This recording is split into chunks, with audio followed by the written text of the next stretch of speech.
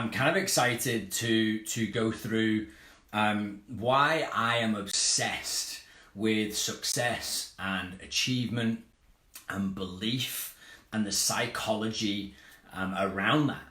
And for me, I remember when I was a child, I was far from academically successful, if you like. I was absolutely a B, C grader at school. I actually remember I had a tutor. I had a maths and English tutor for pretty much the 5 years of high school.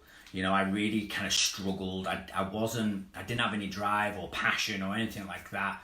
And I kind of just floated, you know. I wasn't excelling. I certainly wasn't failing, but I was just that middle of the road, that kind of average stock, if you like. And it wasn't until I was around 14, 15 years of age when I really started to get into rugby. And started to play rugby, started to really focus on rugby, it really started from getting some wins from rugby. I represented my county, and then I started to think, oh wow, well I could actually do this, you know, I could actually play rugby. And it was at that point where my rugby kind of outside of school started to affect my inside of school.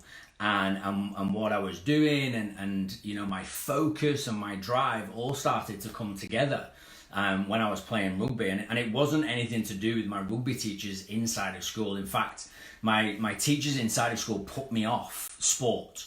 You know, they just didn't understand what it was like for people that weren't naturally talented at something and that actually had to work at something. And they had like a lack of patience and a lack of real understanding as to how to work with people that, you know, just didn't and weren't able to grab something straight away. So it was really my outside of school rugby playing that started to give me some internally school kind of drive and focus and determination. And it was this passion that I believe focused me and really gave me that drive and focus and purpose. And I put a lot of attention into it. I remember one summer I would ride my bike to training, but it was athletics training, you know, and I realized that I needed to get fitter for the season ahead. And I'd kind of decided that this was something I was going to focus on. I was going to try and get into the Lancashire team the next year, because the first year I'd done it was a bit of a fluke. And I started to then focus and think, right, if I can do it on a fluke, imagine if I apply myself. And that's exactly what I did. I started to apply myself and I started to get some wins. I would ride 30 minutes to athletics training, get absolutely smashed as a 14, 15-year-old kid, almost be sick, most times was sick, and then ride my bike back that kind of, you know, 30 or 40 minutes to get back home, you know, downhill there, uphill coming back. And it was hideous, but it started to develop habits in me. And from there, I then started to, you know, get those honours that I was looking for and started to get those wins that I was looking for. And then I started to actually get some attention, and I actually got a rugby scholarship away to a boarding school. So that was like the first kind of recognition for my effort, if you like, that I started to get. And that then again just kind of focused me, and it was my first kind of feedback loop, if you like. At the time, didn't realize that that's what it was called, as to, you know, effort equals outcome. And therefore I kind of put that into practice again, and I then, you know, was fortunate enough then to continue to develop and represent my country of England, and then was, you know, playing in youth rugby academies for premiership teams and things like that. Unfortunately, I got a neck injury, and that was the end of that kind of that rugby career, you know, pathway for me, and it prevented me from kind of excelling at that sport. I went traveling at the time, and really started to reflect on what I wanted to do, because that had become like my main focus. And unfortunately, I got injured, and those goals, those dreams, those aspirations were cut short. you know, and I wasn't able physically to achieve that, you know, even though mentally I believed that I could have done it. So I needed some time away, and me and my girlfriend at the time, who then turned into my wife, went traveling.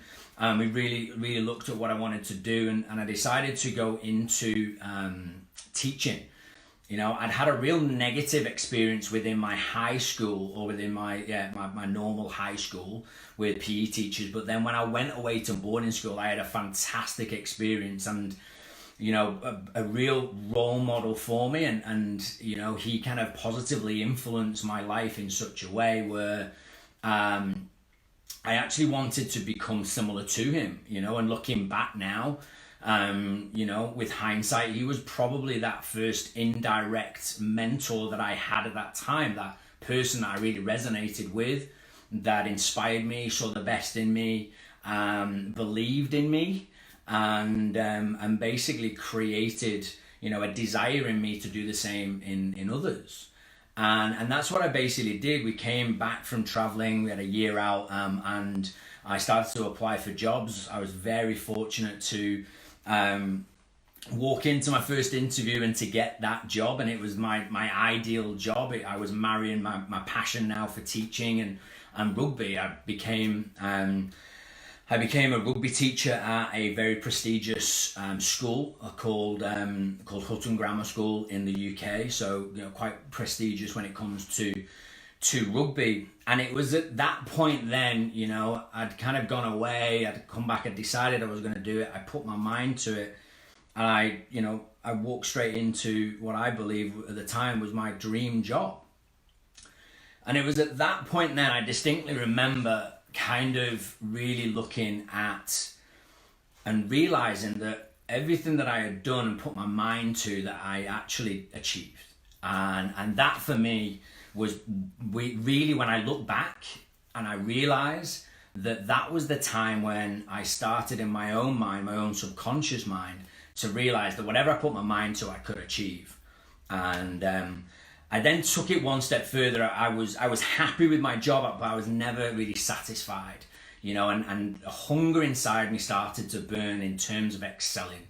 Must have been from my rugby playing days, where you've kind of got that mindset that you can achieve something, but injury prevents you from doing it. So what I then did was I started to look around at what the elite kind of training and education and fitness and health and, you know, sport and and all of that, where was that elite kind of avenue for me now to pursue. And for me, that's when I got obsessed with the RAF, the Royal Air Force, and this idea of becoming a training and educating officer, where I was responsible for the training of pilots and ground crew and air crew. So I remember getting my mind set on that, you know, and that became an absolute obsession. And I remember I was living at home at the time, and my bedroom was covered, like the walls were covered with everything that I would need to know to get into the RAF, because it's a very rigorous selection process. You know, to get in as an officer, it's very competitive. You've got to know your stuff. You know, you go on like a 3 or 4 day selection process, but that's after you've done initial interviews, and it's really, and you know that it is going to be, you know, difficult when you're doing it. But again, that's when I started to really study and understand psychology, the mindset, belief, visualization, and all of that. And I literally had my bedroom walls plastered with not just positivity, but like knowledge, information that I needed to know, because I hadn't been brought up in a military background or family or anything like that. I knew nothing about the military. I actually had to go on to visits, and I volunteered. I went and saw people doing their job to better understand what they had to do and why I wanted to become that, so that when I went in for my job interview, it was obvious that I hadn't just gone, oh, what should I do? I'll do that. You know, so I put my mind to that, and then, you know, I was successful with the selection process, and then you enter a 9-month breakdown. Basically, they break you down physically and mentally, and then build you back up into become this officer, this robust leadership figure that the military want to kind of spit you out at the back end of that training pipeline. But after that, in terms of, what I then did, I then really got obsessed with leadership. My job then was, I was a training and education officer.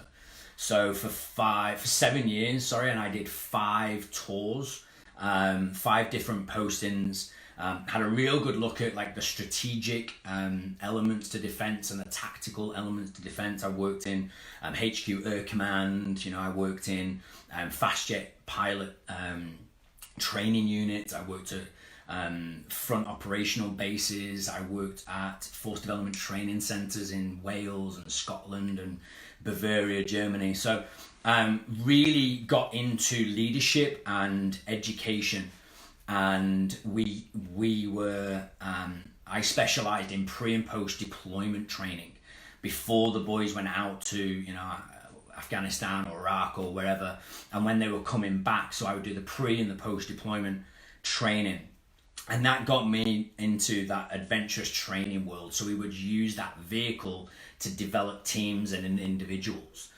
and that then gives you a real insight into that elite, into that mindset, what it takes to, go out to operations and to come back, and how to build solid teams and leaders and followers, and all of that kind of that came with that kind of 7 years. It was fantastic. But then priorities change, and then my path changed, and my beautiful wife and I decided that we wanted to have more stability and more kind of consistency for our children. At the time we had 3 children, and all of them were born in different places. We had one that was born in Scotland, then one that was born in Wales, then one was born in England, and they were all within 3 years of each other.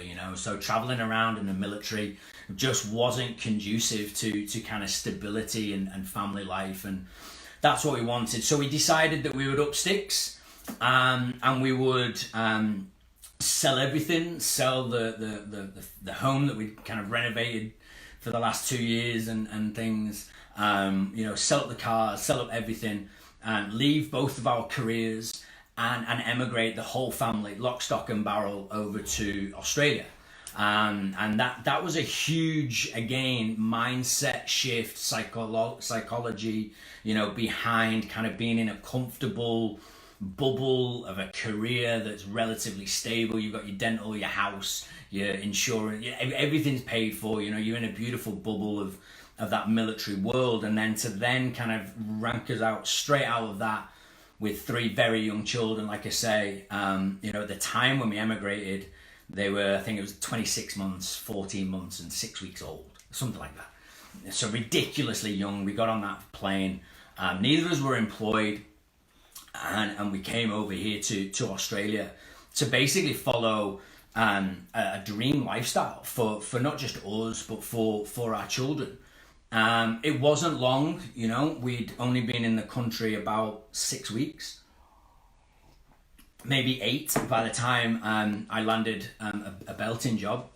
I became a director of rugby and physical education, and a teaching job. So it was kind of back to that passion, back to where I started out, and really understanding career pathways. Now I'd seen the adult education point within the education. I'd seen a lot of industries that kind of that military have under that umbrella, and now I was working back in education, where that was actually the throughput to a lot of those trades, a lot of those jobs, a lot of those careers and specializations.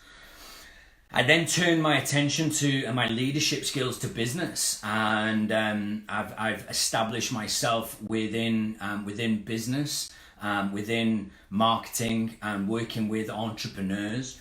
I actually became one of the fastest growing marketing leaders, and put together a sales team that did over $1 million in sales in the first 90 days. So again, I attribute that ability to my experience within the military. my ability to lead and to, inspire and work with people. And again, that psychology behind achieving and success and things like that. Currently, I'm working as a training consultant and one of the top trainers and mentors, working with entrepreneurs and people working in that space. Now I'm super excited about where this next chapter is taking me, which is why I've started to document my journey, which is why I've started to really think about capturing this next chapter. When I look back on the lessons that I've learned, they're definitely in distinct elements and chapters within my life, whether that be rugby playing, whether that be then taking my attention to, what I then wanted to do when I not failed at that, but couldn't achieve any more within that due to injury. Moving into teaching, then wanting to really aspire to become what I believed was that pinnacle within that training and education space within the military. Then, the lifestyle change and things like that. So there's definitely like chapters and elements to your life whenever you look back at it, and you can definitely look back at it and learn those lessons. And that's where I'm at the minute. I'm literally looking back at all of those chapters and the lessons that I've learned, putting that into my consultancy and my training and mentoring of people, and really reflecting back on what psychologically resulted in that success, or who around me helped with that achievement. And that's what I now specialize in, and that's what I'm excited about, which is the next chapter in my life, which is really looking at making a much bigger global impact, being a positive force for good in the world, really training and mentoring and educating people that are wanting to be successful in whatever guise they look at success, because everybody has a different definition, so I'm super excited. I wanted to record this video because I've never done something like this. I don't really get out on social media as much as I need to, and this is me putting myself out there, starting to build this global impact that I'm now looking for in my next chapter of achievement. So that was literally, for me, my kind of looking back at my different chapters as to why, what has happened along my life that has really focused me and made me quite obsessed in a good way towards success, achievement, belief, and all of that's the psychological requirements in order to do that, and that's why I've started to do this. So guys, hopefully that was of value, hopefully that was an insight into my vision, my passion, why I am obsessed with success and achievement and things like that. And hopefully you're finding this Facebook page useful as I start to add more content in. I've started to really look at my network, and I've been very privileged to build a fantastic network within business and within people that I work with daily and weekly. And I've started to interview these people for me selfishly, to continue to develop my learning. But what I want to do is to share that learning, because I believe that every day is a school day. Like, I believe that every failure is there to teach you a lesson. I believe that every chapter, is part of your life, because you take something from it in order to apply in that next chapter. So that's where I'm at. I'm currently interviewing a lot of people around me to cipher through and really understand more why they've been successful, what they've learned, and then to pass that down. My biggest passion is working with our youth, working with teenagers, with people that maybe don't get taught the lessons that they need to get taught at school. And if we were to do that better, would that have a more a positive effect later on in their lives? Like, so that's my internal kind of driver. Like, that's what I mean by positive impact. Like, I want to interview people and share my stories and share my lessons in order for people, parents firstly, but then also the teenagers, you know, the youth of today, to really look at these lessons and apply them themselves. You know, because as parents, as a parent myself, you know, God, it's a hell of a job, hey, you know, to really provide them with the knowledge, the failures, the confidence, the goals, the aspirations, the belief in themselves. In this day and age, when you've got social media, social pressure, social influence, positive and negative, you know, it's quite a challenge. You know, so if I can try and sift through that for, you know, just a few people, then that's me hitting my kind of impact that I want. You know, I want my children to really have a good understanding as to whatever they put their mind to, they can achieve. Because I ask them always, what do you want to be when you're older? And at the moment, it's without hesitation, without a doubt, it's I want to be a professional AFL player, or I want to be a princess, or I want to be, you know, Batman. So that is ingrained in our children. And unfortunately, something happens between, you know, young childhood and adolescent, kind of like teenager age, where we've been told that many times you can't do it, that we actually believe it. And I believe that whatever I put my mind to, I can achieve. And I want to be better at giving that to my children, and then teenagers and young people that I train and that I mentor and that I coach and that I work with. But ultimately, I do that through parents as well as young people, you know. So guys, that is me for tonight. That is me. And hopefully that was of value. And I will speak to you and share with you a few more lessons and a few more stories in the upcoming weeks and months ahead. Bye now.